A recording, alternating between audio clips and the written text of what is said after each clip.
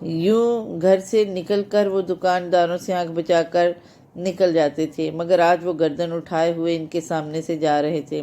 پہلے یوں ہوتا کہ جب قمر جو ہے وہ بازار سے گزرتا تو سر جھکائے ہوئے گزرتا کہ کوئی اس کو دیکھ نہ لے، مگر آج وہ بڑے غرور سے بازار میں سے گردن اٹھا کر گزر رہا تھا۔ آج وہ ان کے تقاضوں کا دندان شکن جواب دینے کو تیار تھا۔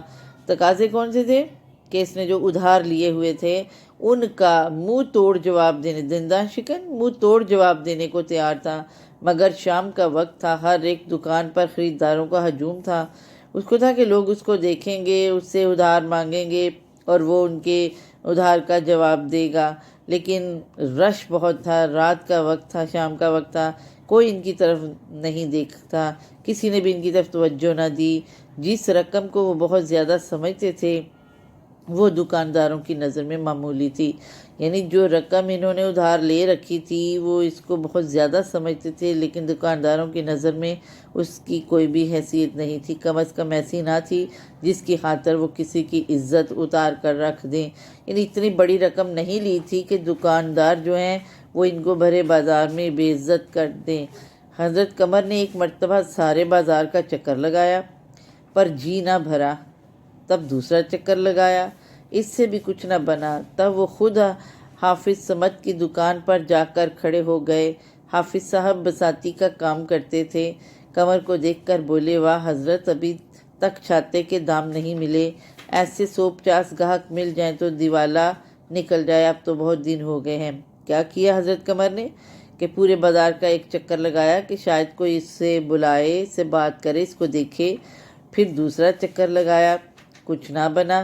پھر تیسرے چکر میں وہ خود حافظ صمد کی دکان پر چلے گئے۔ یہ بساتی کا کام یعنی چھوٹی موٹی چیزیں بیچنے کا کام کرتا تھا، اور جب اس نے قمر کو دیکھا تو کہا کہ ابھی تک آپ نے جو چھتری جو لی ہے اس کے پیسے نہیں ملے، اگر آپ جیسے مجھے گاہک مل جائیں تو میرا دیوالیہ ہو جائے، میں کنگلا ہو جاؤں۔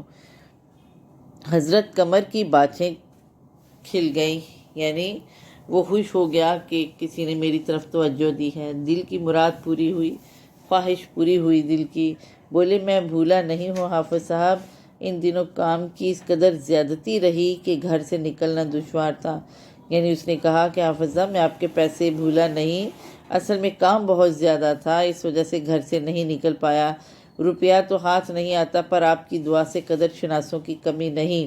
قدر شناس یعنی عزت کرنے والوں کی کمی نہیں ہے۔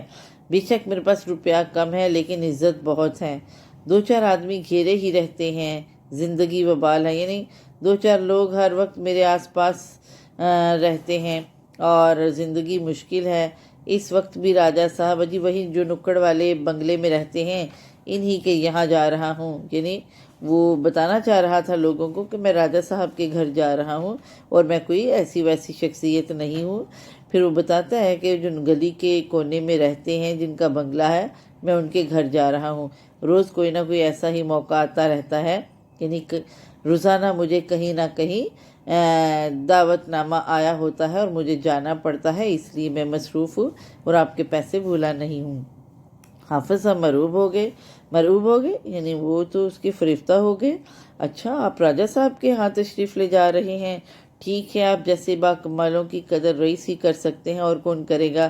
یعنی وہ بھی حیران ہوتا ہے کہ یہ راجہ صاحب کی طرف جا رہے ہیں، اور پھر کہا کہ آپ کی جو قدر ہے وہ پڑھے لکھے لوگ ہی کر سکتے ہیں، اگر کوئی موقع ہاتھ آئے تو غریب کو نہ بھولیے گا۔ یعنی وہ اپنا کھاتہ کھلوانے لگ گیا کہ میری بھی وہاں پر سفارش کیجیے گا۔ تو راجہ صاحب کی اگر ادھر نگاہ ہو جائے میری طرف نظر کرم ہو جائے تو پھر کیا پوچھنا، ایک پورا بساط خانہ تو انہی کے لیے درکار ہے، اور 2.5-3 لاکھ سالانہ کی آمدنی ہے، یعنی ان سے کہیے گا کہ وہ ادھر سے چیزیں لیں، اور اگر وہ ایسا کریں تو پھر میری آمدن میں اضافہ ہو جائے گا۔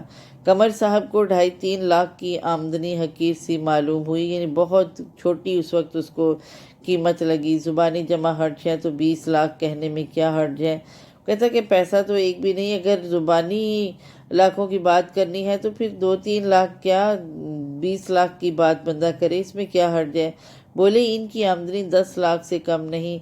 एक साहब का अंदाज़ा तो 20 लाख का है, मकान है, दुकानें हैं, ठेका है, अमानती रुपए हैं, और सबसे बड़ी बात यह है कि सरकार बहादुर की निगाह है, यानी गवर्नमेंट की निगाह उनकी तरफ है।